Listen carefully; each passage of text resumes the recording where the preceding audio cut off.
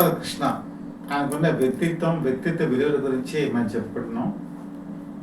కానీ ఏదైనా సరే వ్యాపారాత్మక దృష్టితో కాకుండా మానవత్వ దృష్టితో కూడా చూసేవాళ్ళు. అలాగే వ్యాపారాత్మకం వచ్చేటప్పటికి నిశ్చిత పరిశీలన శక్తి ఆయనకు ఉంది. ముఖ్యంగా ఏ సినిమా అయినా సరే ప్రమోట్ అవ్వాలంటే ఆ రోజుల్లో ఇలాంటి మీడియా లేదు, ఎలక్ట్రానిక్ మీడియా లేదు, ప్రింట్ మీడియా చాలా తక్కువగా అందుబాటులో ఉండేది, పైగా కాస్ట్లీ. అప్పట్లో ఏంటంటే పోస్టర్స్ మీద యాక్చువల్గా సినిమాస్ ప్రమోట్ అవ్వాలి. ఈ విషయాన్ని గుర్తించినటువంటి సూపర్ స్టార్ కృష్ణ అల్లూరి సీతారామరాజు సినిమాకి 12 షీట్లు ఉండేటువంటి పోస్టర్ని ఆయన పబ్లిష్ చేయడం జరిగింది. అంటే ఈ షీట్లు 12 అంటే బహుశా ఇప్పుడు వాళ్ళకి అర్థం కాకపోవచ్చు. ఇప్పుడు జనగా మనం వాల్ పోస్టర్ కనుక చూసినప్పుడు ఒకటే షీట్లా కనబడుతుంది, కానీ అది ఒకటే షీట్లా ఉండదండి. దాన్ని రకరకాలుగా డివైడ్ చేస్తారు. అంటే 4, 8, 12, తర్వాత 16 అలాగే వస్తుంది అనమాట. అంటే అది అన్ని మొక్కల కింద డివైడ్ అయ్యి ఆ మొక్కలన్నీ కూడా ఒక చోట పేర్చి ఒక వాల్ పోస్టర్ కింద డిజైన్ చేస్తారు. అంతకుముందు అయితే ఫస్ట్ వాల్ పోస్టర్ 4 షీట్స్ ఉండేవి. 4 షీట్స్ కాస్త తర్వాత కాలంలో 8 షీట్స్ అయింది. అల్లూరి సీతారామరాజు వచ్చేవాడికి సూపర్ స్టార్ కృష్ణ 12 షీట్లు చేశారు. ఆ రోజుల్లో దాని గురించి చాలా గొప్పగా చెప్పుకునేవాడు. మరి సింహాసనం సినిమా వచ్చేప్పటికి 24 షీట్స్. అంతవరకు సినిమా పరిశ్రమలో ఎవరు కూడా ఉపయోగించలేదు, ఆయన ఒక్కళ్ళే ఉపయోగించారు. ఈ 24 షీట్స్ వాల్ పోస్టర్ ఆ రోజుల్లో స్పెషల్ అట్రాక్షన్. ఆ తర్వాత కాలంలో చాలా మంది ఆ ట్రెండ్నే ఫాలో అయ్యారు. Trend setter super star Krishna. ఈ విధంగా ప్రతి దాంట్లో కూడా ఆయనకు ఒక దృక్పథం ఉండేది, తనదైనటువంటి మార్క్ ఉండేది, తనదైనటువంటి స్టైల్ ఉండేది. అలాగే ప్రమోషన్లో కూడా ఆయన ఆ రోజుల్లో ఎలక్ట్రానిక్ మీడియా లేనటువంటి ప్రాంతాల్లో కూడా ఆయన అద్భుతమైన పరిశీలన శక్తితో అనేక రకాలైన ప్రమోషన్ యాక్టివిటీస్లో కూడా ఆయన పాల్పంచుకునేవాడు. ఎందుకంటే తేరిమనసు సినిమా మీరు కనుక చూసుకుంటే ఆ రోజుల్లో అంటే ఇప్పటికి ఇది ఒక ట్రెండ్ అయిపోయింది, కానీ కృష్ణ, రామ్మోహన్, సుకన్య వీళ్ళందరూ కలిసి ఒక కారు, కొంతమంది కారు వాడేవాళ్ళు, కొన్ని చోట్ల ప్రాంతాల్లో కొన్ని చోట్ల బస్సు వాడేవాళ్ళు.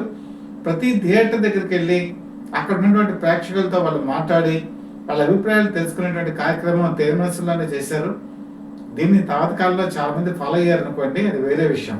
ఆ విధంగా ప్రతి దాంట్లో కూడా తనకంటూ ఒక మార్గం క్రియేట్ చేసుకున్నారు సూపర్ స్టార్ కృష్ణ. ఈరోజు మన చుట్టుపక్కల వాళ్ళు కానీ, ఒక సినిమా ఇండస్ట్రీలో కానీ, లేకపోతే ఏదైనా వ్యాపార రంగం ఎక్కడైనా మీరు తీసుకున్నా ఎవరన్నా కిందకి పడిపోతే, అంటే వ్యాపారంలో కనుక నష్టపోతే వాళ్ళు ఆదుకునే వాళ్ళు ఎంతమంది ఉంటారు, ఎంతమంది చేయూతనిస్తారు? ఎవ్వరు కూడా తమ శైలి మార్గంలో వెళ్ళిపోతారు, తమ వ్యాపారం చూసుకుంటారు, తమ ప్రమోషన్స్ చూసుకుంటారు, తమ లాభం చూసుకుంటారు. కానీ దీని అన్నిటికీ విభిన్నమైనటువంటి వ్యక్తిత్వం సూపర్ స్టార్ కృష్ణకు ఉంది. ఎందుకంటే ఎవరైనా సరే తన వల్ల బెనిఫిట్ పొందుతారు అంటే ముందుకు వచ్చేవారు ఆయన. ఈరోజు యువతకి ఇది ఎందుకు తెలియదంటే మీడియాలో చాలా చోట్ల ఈ ప్రస్తావన ఉండదు. ఎందుకంటే ఆయన జీవితం పరిపూర్ణంగా తెలియాలంటే చాలా ఇన్సిడెంట్స్ ఉన్నాయి. వాటిని వచ్చే భాగాల్లో నేను తప్పనిసరిగా వివరిస్తాను. మా ఇంటి దేవత హన్నాదుకి ఇది యాక్చువల్గా మంచి సినిమా అవ్వాలి, మంచి స్టోరీ లేనప్పుడు కూడా. యాక్చువల్గా దీన్ని పద్మనాభం సినిమా యాక్టరు ఆయన ఈ సినిమాని దర్శకత్వం వహించారు.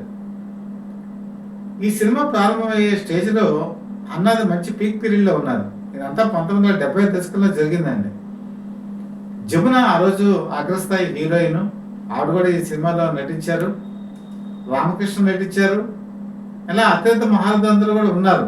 కాకపోతే సినిమా కొత్త భాగం పూర్తి అయ్యేటప్పటికీ ఆ సినిమా ఎటువంటిగా ముందుకెళ్ళినట్టు పరిస్థితికి వచ్చేసింది. కారణం ఏంటంటే అన్నాదికి మార్కెట్ లేకపోవడం, డిస్ట్రిబ్యూటర్లు ఎవరు కూడా దీనికి పెట్టుబడులు పెట్టకపోవడం, ఆ సినిమా ఇంకా రాదు, ఇంకా రిలీజ్లోనే ఉండిపోతుంది, మగ్గిపోతుంది అని చెప్పేసి అనుకున్నటువంటి రోజుల్లో ఈ సినిమాని ముందుకి నడిపించాలంటే ఎవరు కావాలి అంటే అగ్రస్థాయి నటుడైనటువంటి సూపర్ స్టార్ కృష్ణ. ఈ సినిమాలో నటించమని ఆయన కోరటం జరిగింది. ఇది ఎప్పుడు రిలీజ్ అయిందో తెలుసండి, 1980లో. 80లో కృష్ణ చాలా పీక్ పీరియడ్లో ఉన్నారు. కృష్ణ అంగీకరించారు. ఈ సినిమాలో ఆయన ఒక పైసా రెమ్యునరేషన్ తీసుకోవాలా, రెమ్యునరేషన్ లేదు, పైగా ఆయన కాల్ షీట్లు ఇచ్చారు. అలాగే తన సరసన పద్మప్రియ అని చెప్పి ఆవిడ నటించారు. ఆవిడ కూడా ఆల్మోస్ట్ వాళ్ళు ఫ్రీగానే నటించడం జరిగింది. ముఖ్యంగా జమున ఈ సినిమాలో ఆవిడ కూడా ఎటువంటి పారితోషికం లేకుండా కూడా నటించారు. ఇంతమంది సహకారం ఉండబట్టే మా ఇంటి దేవత సినిమా రిలీజ్ అయింది. ఇది అప్పట్లో సినిమా అంతా పూర్తయిపోయింది, దాదాపు కొంత భాగం ఉండిపోయింది. ఆ ఉండిపోయిన భాగంలో ఈ కృష్ణ, పద్మశ్రీ, పద్మప్రియ వీళ్ళిద్దరూ కూడా అద్భుతంగా నటించి సినిమాని ముందుకి తీసుకెళ్ళడం జరిగింది. ఈ సినిమా రిలీజ్ అవ్వడానికి కారణం కూడా కృష్ణే ప్రధాన కారణం. ఈ సినిమా రిలీజ్ అయినప్పుడు ఇది పూర్తిగా బ్లాక్ అండ్ వైట్ లో తీయడం జరిగింది. 80వ దశకం వచ్చేప్పటికి అన్ని కూడా కలర్సే. కానీ కృష్ణ సినిమా అనగానే అది బ్లాక్ అండ్ వైట్ కలర్ అనే తేడా లేకుండా ఈ సినిమాని చాలా మంది ప్రేక్షకులు చూశారు. తర్వాత దీన్ని దూరదర్శన్ కూడా అమ్మటం జరిగింది. దూరదర్శన్కి హక్కులు అమ్మిన తర్వాత యాక్చువల్గా ఈ ప్రొడ్యూసర్స్కి నష్టాల ఊబిలో పడకుండా బయటకు రావడం కూడా జరిగింది. హన్నాద్కి కెరీర్ కూడా ఇది ఎంతో కొంత ఉపయోగపడింది. ఎందుకంటే ఈ సినిమా కనుక రిలీజ్ అవ్వకపోతే హన్నాద్ పరిస్థితి మరింత దారుణంగా ఉండేది. అంటే తోటి నటుడు హన్నాద్ తను అద్భుతమైన పెర్ఫార్మెన్స్ చూపిస్తున్న రోజుల్లో తయారైనటువంటి మా ఇంటి దేవత ఆ తర్వాత కాలంలో ఎలాంటి కష్టాలకి నష్టాలకి ఒడిదుడుకు లోనైందో అది కేవలం గ్లామర్ కనుక లేకపోతే ఎవ్వరూ కూడా చూడరు. అలాంటి పరిస్థితుల్లో కృష్ణ ఈ సినిమాలో నటించడానికి ముందుకొచ్చి పారితోషికం లేకుండా ఆయన ఫ్రీగా యాక్ట్ చేసి తనకున్న మంచి మనస్తత్వాన్ని తెలియజెప్పారు. ఆ నిర్మాతకి మరీ నష్టాల గుబులోకి వెళ్లకుండా కూడా చూశారు. ఆ విధంగా మా ఇంటి దేవత అనేది కృష్ణ చేసినట్టు ఉదార స్వభావానికి ఒక మచ్చుతొలక. ఈ విషయాన్ని మాత్రం ఖచ్చితంగా మనం గుర్తుపెట్టుకోవాలి. అయితే కృష్ణకు ఉన్నటువంటి మనస్తత్వం ఏంటంటే డేరింగ్ అండ్ డాషింగ్. ఇది అందరికీ మనకు తెలిసిందే. అవసరమైతే కొండనైనా ఢీకుంటారు. మీకు బాగా గుర్తుండే ఉంటుంది మోసగాళ్ళకి మోసగాడు.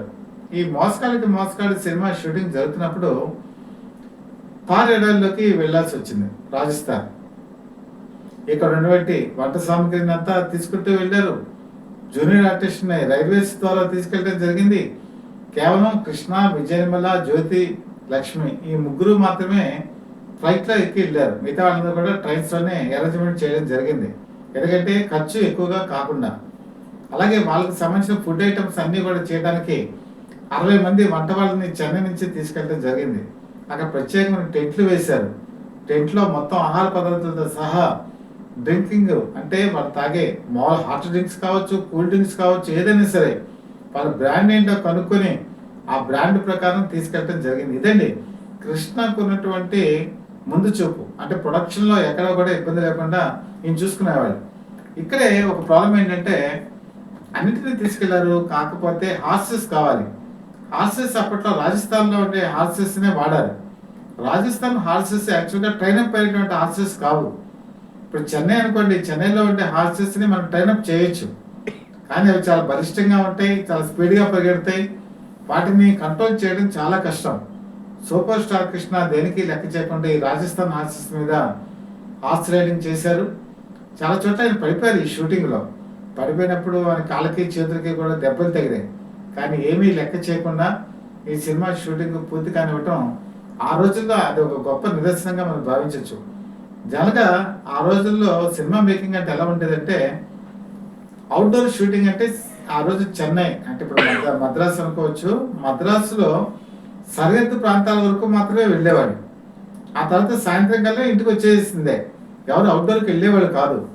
అంతకుముందు మోగ మనసు వెళ్ళింది అవుట్డోర్కి, తర్వాత సాక్షి వెళ్ళింది, కానీ మిగతా ఆర్టిస్ట్ ఎవరు కూడా అవుట్డోర్కి వెళ్ళి తీయాలని చెప్పి అనుకునేవాళ్ళు కాదు. ఎందుకంటే చాలా ఖర్చుతో కూడుకున్నటువంటి పని. అలాంటి పని మోసగాళ్ళ చిత్ర నిర్మాణంలో సూపర్ స్టార్ కృష్ణ పూర్తిగా ఇచ్చారు. తనదంటే ఏంటో ఆ ప్రపంచానికి ఆ రోజు ఒక వెలుగుని చూపించారు.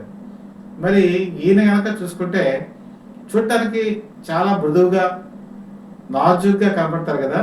వీరు అసాధ్యుడు అనేటువంటి సినిమా కనుక చూసుకుంటే ఇందులో 2 ప్రత్యేకతలు ఉన్నాయి. మీకు బాగా గుర్తుండే ఉంటుంది గూఢచారి 116. గూఢచారి 116 సినిమా కనుక మనం తీసుకుంటే ఇందులో ఆరుద్ర ఈ కథని సమకూర్చారు. ఆరుద్ర రైటింగ్ ఎవరికి కూడా వారు పట్టాన్ని అర్థం కాదు. అందుకని వి రామచంద్రరావు అని చెప్పి అసిస్టెంట్ డైరెక్టర్. ఈ అసిస్టెంట్ డైరెక్టర్ని టైప్ రైటర్ పెట్టి టైప్ కొట్టి మొత్తం అంతా కూడా పే చేసి కృష్ణకి అన్ని కూడా డైలాగ్స్ అన్ని కూడా వివరిస్తూ ఉండేవాళ్ళు. అప్పుడే కృష్ణకి వి రామచంద్రరావు మీద ఒక గురి ఏర్పడింది. ఆ సినిమా షూటింగ్లో ఆయన ఒక ప్రామిస్ చేశారు, నేను భవిష్యత్తులో హీరోగా నటించే చిత్రాల్లో నీకు దర్శకుడిగా అవకాశం ఇస్తానని చెప్పారు. ఆ మాట నిలబెట్టుకున్నారు. అసాధ్యుడు అనే సినిమాకి ఆయన్నే దర్శకుడిగా కూడా ఎంపిక చేయడం జరిగింది. మరి అసాధ్యుడు ఎవరు నిర్మిస్తున్నారు అంటే నెల్లూరు కాంతారావు. నెల్లూరు కాంతారావు అంటే మీకు అందరికీ తెలుసు, ఆయన బాగా పైల్వాను. అలాగే ఆయన చాలా మంచి సినిమాలో కూడా యాక్ట్ చేశారు. ఆయనకి కనకమాల అని చెప్పి నెల్లూరులో ఉండేది. ఈ నెల్లూరు కాంతారావు యాక్చువల్గా కమ్యూనిస్ట్ బ్యాక్గ్రౌండ్ ఉన్నటువంటి వ్యక్తి. ఈ అసాధ్యుడు అనేటువంటి ఈ సినిమాకి వచ్చేటప్పటికి దీనికి ఒక ప్రారంభపు షాట్ కానీ ముహూర్తం కానీ ఏమీ లేదు. కమ్యూనిస్టులు కొబ్బరికాయ కూడా కొట్టరు. ఆ విధంగా ఈ సినిమాని వాహిని స్టూడియోలో స్టార్ట్ చేశారు. కృష్ణకి ఈ సినిమాలో ఫస్ట్గా అంతకుముందు సాక్షిలో మేకప్ చీఫ్ మాధవరావు గారు మేకప్ వేశారు. అంతవరకు ఆయన ఏంటంటే ఫ్రీలాన్సర్. ఏదైనా ఒక ప్రొడక్షన్ కంపెనీలో పనిచేసేవాళ్ళు. ఆ ప్రొడక్షన్ కంపెనీలో పనిచేస్తూ ఉంటే వాళ్ళకి వేసేసి తన సినిమా అయిపోగానే బయటకు వచ్చేసేవాళ్ళు. తర్వాత వేరే ప్రొడక్షన్కి వెళ్ళిపోయేవాళ్ళు. అంతేగాని హీరోతో కానీ హీరోయిన్తో కానీ ఎటువంటి అటాచ్మెంట్ కూడా లేదు. మేకప్ చేయాలని ఒక నిబంధన లేదు. కాకపోతే కృష్ణ ఈ సినిమా సందర్భంగానే మేకప్ చీఫ్ మాధవ్ అనే ఒక కోరిక కోరారు. అదేంటంటే మీరు నాతో పర్మనెంట్గా ఉండిపోవాలి, నాతో పాటు హాయిగా నాతోనే మేకప్ చేస్తూ ఉండిపోవాలని చెప్పి రిక్వెస్ట్ చేయడం జరిగింది. మాధవ్ గారు అన్నారు, నేను కొన్ని కంపెనీస్ ఉంటాయి, నా కంపెనీస్కి వెళ్ళిపోతే అడ్వాంటేజ్ కదా, మరి మీతోనే ఉంటే నేను ఎలా వేయగలను అని చెప్పి అంటే లేదు, మన ఇద్దరి బంధం ఎప్పటికీ కూడా ఎలాగే ఉంటుంది, నాది హామీ, నాతో ఉండు అని చెప్పిన మీదట ఆయన మాటలను బిలీవ్ చేసి ఈ సినిమా నుంచి కూడా ఆయన రెగ్యులర్గా మేకప్ వేయడం జరిగింది. ఆ మేకప్ వేసి ఆయన స్టూడియో లోపలికి అడుగుపెట్టిన తర్వాత రామానాయుడు ఫస్ట్ మొట్టమొదటి కనిపించి కృష్ణను చూసి, కృష్ణ ఎంత అందంగా ఉన్నావయ్యా, చాలా సూపరు, ఈ మేకప్ చీఫ్ ఎవరైతే ఉన్నారో ఆయనని బట్టే పెట్టుకో అని చెప్పి సలహా ఇచ్చారు. తర్వాత మీరు కనుక చూసుకుంటే బి విఠలాచార్య, అప్పటికి ఆయన సినిమా కూడా అక్కడ షూటింగ్ జరుగుతుంది. ఆయన కృష్ణను చూసి చాలా చేదేస్తో ఎదిగిపోతున్నావయ్యా, చాలా బాగున్నావు, ఈ మేకప్ చీఫ్ మాధవరావుని నేను వెంట అట్టే పెట్టుకో అని చెప్పి ఆయన కూడా చెప్పారు. ఆయనకి ఏకంగా జాతకం అంటే బాగా నమ్మకం. బి విఠలాచార్యకి వాళ్ళిద్దరి చేతులు చూసి ఆయన చెప్పింది ఏంటంటే మీ బంధం చిరకాలం ఉంటుంది, మీరు ఈ చిత్ర పరిశ్రమని ఏళ్తారని చెప్పి జోస్యం చెప్పారు. ఇది ఎక్కడ కూడా ఏ పుస్తకంలో కూడా లేదండి. కేవలం ఆ రోజు మిగిలినటువంటి మేకప్ చీఫ్ మాధవరావు గారు స్వయంగా నాతో చెప్పిన విషయాలు ఇవి. ఈ రోజు కనుక నేను చెప్పకపోతే చరిత్రలో ఇది నిలిచిపోతుంది అనే ఉద్దేశంతో ఇవన్నీ చెప్పడం జరుగుతుంది. ఆ విధంగా వాళ్ళ మధ్య బంధం ఏర్పడిందండి ఈ అసాధ్యుల సినిమాలో. ఈ అసాధ్యుల సినిమాతో మొదలైనటువంటి ప్రయాణం ఎంతకాలం మీకు పూర్తయిందో తెలుసు కదా, దాదాపు 50 సంవత్సరాలు పూర్తి చేసుకున్నారు పైగానే. ఆ విధంగా ఎవరితోనైనా చెయ్యి కలిపితే కృష్ణ దాన్ని వదిలిపెట్టరు అనడానికి ఒక ముఖ్య ఉదాహరణ. ఇందాక నేను చెప్పినట్టు ఫైట్స్ అని వేశాను. ఆ కృష్ణ ఏమైంది ఫైట్ చేస్తారు అని అనుకున్నారా? కాదండి. మీకు చెన్నైలో కనుక తమిళనాడులో కనుక చూసుకుంటే ఎంజి రామచంద్రకి ఒక ప్రత్యేకత ఉంది. ఆయన ఏంటంటే అప్పట్లో తనకంటే బాగా బరువు వస్తాదులో ఉండేటువంటి మణిగోండర్ అని చెప్పి ఉండేవాడు. ఆయన దాదాపు 110 కేజీలు. ఆ 110 కేజీలు బరువున్నటువంటి వ్యక్తిని 2 చేతులతో నిటారుగా పైకెత్తి ఆయన నాటకాలు ప్రదర్శితం చేస్తుండేవాడు. హీరో అయిన తర్వాత కూడా అలాంటి ఫీట్లు చేస్తూ ఉండేవాడు. అయితే ఇక్కడికి వచ్చేప్పటికి ఈయన చూస్తుంటేనేమో ఈ చాలా సన్నగా పిల్లగా ఉంటారు కృష్ణ. ఓ పక్క నెల్లూరు కాంతారావుని ఎత్తే సన్నివేశం ఉంది. ఆయన బరువు ఎంత అనుకున్నారు? 120 కేజీలు. 120 కేజీలు ఉన్నటువంటి నెల్లూరు కాంతారావుని ఎత్తాలంటే ఆషామాషి వ్యవహారం కాదు. చాలా మంది చెప్పారు వద్దండి అని చెప్పారు. అలాగే దర్శకుడు వి రామచంద్రరావు అయితే డూపుని పెడతానని చెప్పారు. అయినా సరే ఆయన ఏం ఒప్పుకోలేదు. రిహార్సల్స్ ఏమి లేకుండానే ఎట్ ఏ టైం 2 చేతులతో నెల్లూరు కాంతారావుని ఎత్తిపెట్టి ఒక షాట్లో నిలబడే సన్నివేశం మీకు అసాధ్యంగా కనబడుతుంది. That is super star Krishna. Super star Krishna 120 కేజీల బరువున్నటువంటి వ్యక్తి ఎత్తినటువంటి సంఘటన తర్వాత కాలంలో ఏ తెలుగు సినిమా హీరో కూడా చేయలేదంటే నమ్ముతారా? ఎవరు కూడా రిస్క్ తీసుకోలేదు. ఆయన చేతులు చాలా బలిష్టంగా ఉంటాయి. పైకి చాలా సున్నితంగా కనపడతారు కానీ ఆయన చేతులు మాత్రం చాలా బలిష్టంగా ఉంటాయి. షేక్ హ్యాండ్ ఇచ్చేటప్పుడు కూడా మనం అబ్జర్వ్ చేయొచ్చు. ఆయన కనుక ఒక దెబ్బ కనుక కొడితే ఈవెన్ ఫైటర్ కూడా చాలాసార్లు దెబ్బ తగిన సందర్భాలు కూడా ఉన్నాయి. అంత గట్టిగా తగులుతుందండి దెబ్బ. అంటే చాలా జాగ్రత్తలు తీసుకుంటారు అనుకోండి ఆయన ఫైటింగ్ సన్నివేశాల్లో కూడా. కాబట్టి ఆయన స్టార్టింగ్ స్టేజ్లో మాత్రం ఈ హార్స్ రైడింగ్ తీసుకున్నా, ఫైట్ సన్నివేశాలు తీసుకున్నా కూడా ఎటువంటి డూప్ లేకుండా చేసేవాళ్ళు. ఇంకా అల్లూరి సీతారామరాజు సినిమా తర్వాత కాన్సన్ట్రేషన్ మిగతా సినిమాల మీద చేయాలనిపించి ఆయన మిగతా సినిమాల్లో కొంత డూపును వాడిన మాట వాస్తవమే. కానీ అంతవరకు కూడా ఒరిజినల్ ఫైట్సే చేసేవాళ్ళు. కాబట్టి కృష్ణ ఆ రకంగా కూడా మార్గదర్శకుడయ్యాడు ఆయన. తర్వాత ఆయనకున్న గొప్పతనం ఏంటంటే ఏదైనా టాలెంట్ ఉంటే గుర్తించడం. మోదుకూరి జాన్సన్ అని చెప్పేసి మానవుడు దానవుడు అనేటువంటి సినిమాలో ఆ డైలాగ్స్ ఆయన చూశారు. చూసి ఎవరు రాశారు ఇది అని చెప్పి కనుక్కుంటే దానికి ప్రొడ్యూసర్ ఎంఎస్ రెడ్డి అనుకోండి. ఆయన కనుక్కుంటే తెలిసింది ఏంటంటే Modukuri Johnson. Modukuri Johnson dialogues ఆయన బాగా నచ్చాయి. తర్వాత కాలంలో నేరమ శిక్ష అనేటువంటి సినిమా కూడా కే విశ్వనాథ్కి ప్రిఫరెన్స్ ఇచ్చింది కూడా ఈ మోదుకూరి జాన్సనే. ఆ విషయం చెప్పింది కూడా సూపర్ స్టార్ కృష్ణే. ఆ విధంగా ఒక టాలెంటెడ్ పర్సన్ని ఎప్పుడు కూడా ఆయన వదులుకోరు. తర్వాత ఆయన ప్రిడిక్ట్ చేసేస్తారు. సినిమా కనుక రిలీజ్ అయ్యే ముందు ఆ సినిమా ఆడుతుందా ఆడదా, ఆడితే ఎంతకాలం ఆడుతుందో కూడా ముందుగానే చెప్పేసేవాళ్ళు. తర్వాత ఆయన సినిమా షూటింగ్లో ఉన్నప్పుడు విజయవాడలో ఏ థియేటర్లో ఎంత కలెక్షన్ వచ్చింది, విశాఖపట్నం థియేటర్లో ఎంత కలెక్షన్స్ వచ్చాయి, అలాగే కాకినాడలో ఎంత కలెక్షన్స్ వచ్చాయి, అన్నా పైసలతో సహా ఆయన చెప్పేసేవాళ్ళు. చాలా మంది అనుకునేవాళ్ళు ఈయన ఏదో నోటికి వచ్చిందో చెప్తున్నారేమో, ఒకసారి మనం జాగ్రత్తగా చూద్దామని చెప్పి తర్వాత కనుక రిటర్న్గా ఉండేటువంటి ఈ కలెక్షన్ స్టేట్మెంట్స్ చూస్తే అదే ఉండేదండి.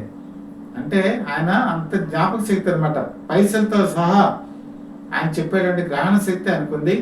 ముఖ్యంగా ఈరోజు ఆ రోజుల్లో కనుక చూసుకుంటే సినిమా రీల్స్ సిస్టమ్, సినిమా అంతా కూడా బ్లాక్ అండ్ వైట్ కానీ కథ కానీ కోటా సిస్టంలో ఉండేది. ఇప్పుడు డిజిటల్ దానికి వచ్చింది అనుకోండి. కృష్ణకి ఏంటంటే ఒక్కసారి డైలాగ్ కనుక చూసుకుంటే అది మెమరీలో ఉండిపోతుంది. తర్వాత ఆలవొక్కగా డైలాగులు చెప్పేసేవాళ్ళు. మీకు అదే పద్ధతి మహేష్ బాబు కూడా వచ్చిందండి. మహేష్ బాబు కూడా సింగిల్ టేక్లో ఓకే చేసేస్తారు. ఇలా చేయటం వల్ల మెయిన్ ప్రొడ్యూసర్స్కి లాభం ఏంటంటే సినిమా మీద పెట్టేటువంటి పెట్టుబడి చాలా తక్కువగా అవుతుంది. మీకు కనుక చూసుకుంటే మీకు ప్రతిరోజు కూడా కృష్ణ తను తీయబోయేటువంటి సినిమాలో 3 సీన్స్ తీసేవాళ్ళు.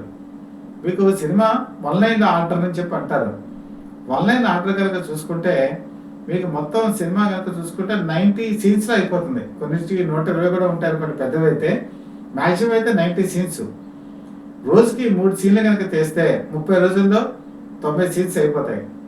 కాబట్టి కృష్ణ ఎప్పుడూ కూడా తనకి ఇచ్చినటువంటి పోర్షన్ని కంటతా పట్టుకొని ఆయన ఒక సింగిల్ షాట్లో చేయటం వల్ల ప్రతిరోజు కూడా 3 నుంచి 4 సీన్లు అయిపోయేవి.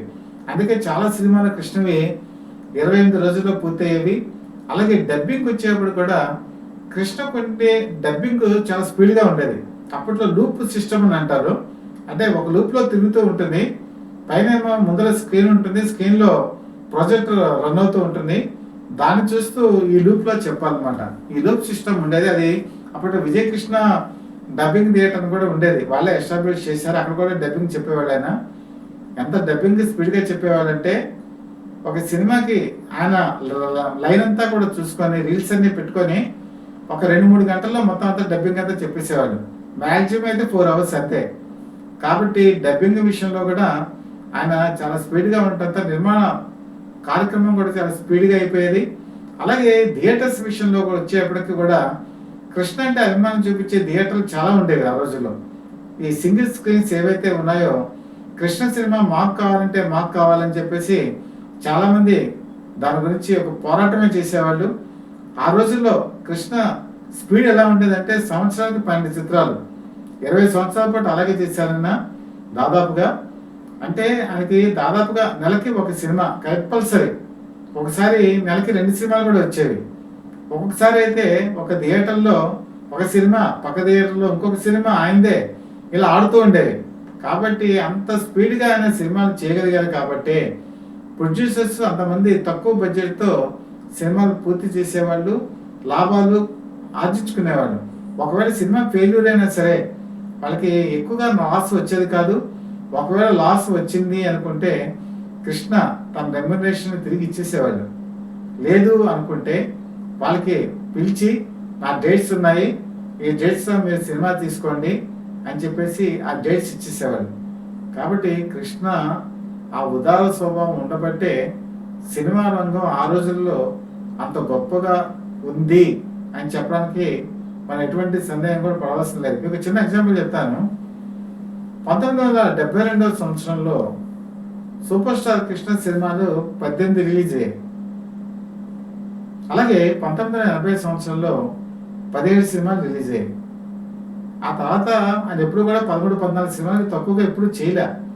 దీనివల్ల లాభం ఏంటని చెప్పి ఈరోజు చాలా మంది అనుకోవచ్చు. సింగిల్ స్క్రీన్స్ మన ఆంధ్రప్రదేశ్లో బతకడానికి కారణం ఏంటంటే ఎన్టీ రామారావు, అక్కినేని నాగేశ్వరరావు, కృష్ణ. ఇది ఘంటాపథంగా చెప్పొచ్చు. ఎందుకంటే ఆ రోజుల్లో సింగిల్ స్క్రీన్స్ థియేటర్స్ వీళ్ళ వల్ల సినిమాల వల్ల వచ్చేవి. అంటే కనీసం నెలకి ఒక సినిమా కృష్ణది ఉండేది, ఒక సినిమా ఎన్టీ రామారావుది ఉండేది, ఒక సినిమా అక్కినేని నాగేశ్వరరావుది ఉండేది, మిగతా హీరోలతో ఒకటి ఉండేది. దాంతో వాళ్ళు నిర్మాణ వ్యయం ఎక్కువగా లేకుండా సినిమాల్ని రన్ చేసేవాళ్ళు, లాస్లో లేకుండా చూసుకునేవాళ్ళు. ఇప్పుడు చూడండి, సింగిల్ స్క్రీన్స్ మీకు ఎక్కడైనా కనబడుతున్నాయా? చాలా థియేటర్స్ సినిమాలు వేయలేక వాటిని అతిథి గృహాల కింద కట్టేవాళ్ళు ఉన్నారు, కళ్యాణ మండపాల కింద మార్చిన వాళ్ళు ఉన్నారు, షాపింగ్ కాంప్లెక్స్ కింద మార్చిన వాళ్ళు ఉన్నారు. ఆ రోజు ఆనాడు ఉండేటువంటి థియేటర్స్ ఇప్పుడు ఎక్కడైనా ఉన్నాయా? మొత్తం అంతా కూడా మూతపడిపోతున్నాయి. కానీ ఆ రోజు మూత పడకుండా ఉండేటువంటి స్థితికి తీసుకొచ్చినటువంటి వ్యక్తి కృష్ణ. కృష్ణ వల్ల చాలా తర్వాత కాలం సినిమా థియేటర్స్ కొత్తగా కూడా కట్టారు. ఆయన ఉన్నంత కాలం కూడా ఆయన దాదాపు 1995 వరకు కూడా ఆయన ఆ వేగం అలాగే కొనసాగించి సినిమా రంగానికి ఎంతో చేయూతనిచ్చారు, చాలా మందికి సహకరించారు, ఆర్థికంగా చేయూతనిచ్చారు, సినిమా ఇండస్ట్రీకి టెక్నాలజీని తీసుకొచ్చారు, సినిమా ఇండస్ట్రీలో ఉపాధి కల్పించారు. ఆయన వ్యక్తిత్వం చెప్పాలంటే చాలా టైం పట్టేస్తుంది. వచ్చే ఎపిసోడ్స్లో మీకు ఇంకా ఆయన వివరాలన్నీ కూడా తెలియజేస్తాను. ముఖ్యంగా మీకు కనుక ఈ కంటెంట్ కనుక నచ్చినట్లయితే మీరు లైక్ చేయండి, అలాగే బెల్ ఐకాన్ ప్రెస్ చేసి సబ్స్క్రైబ్ చేసుకోండి. మీకు ఈ ఇన్ఫర్మేషన్ గ్యాదర్ చేయడానికి చాలా రకాల సోర్సులు అథెంటిక్గా తీసుకొని మీ ముందు ప్రజెంట్ చేయడం జరుగుతుంది. ఈయన గురించి ఇంతకు ఎందుకు చెప్తున్నామంటే, యువత ఈయన దగ్గర నుంచి చాలా పాజిటివ్ యాటిట్యూడ్స్ నేర్చుకోవాలి. విజయానికి 6 సూత్రాలు, విజయానికి 5 సూత్రాలు ఎలాగుంటాయో కృష్ణ ఫాలో అయ్యేటువంటి జీవిత మార్గాన్ని కనుక మనం ఒక్కసారి చూసుకుంటే ఈనాటి యువత సక్సెస్ఫుల్ రేంజ్కి వెళ్ళేటువంటి అవకాశాలు తప్పనిసరిగా ఉంటాయనే భావంతోనే ఇవన్నీ మీ ముందు ప్రజెంట్ చేయడం జరుగుతుంది. ఇది అందరికీ మార్గదర్శకం కావాలని చెప్పి మనస్ఫూర్తిగా కోరుకుంటూ మీ చీఫ్ ఎడిటర్ డివిఎస్ఎస్ కృష్ణప్రసాద్.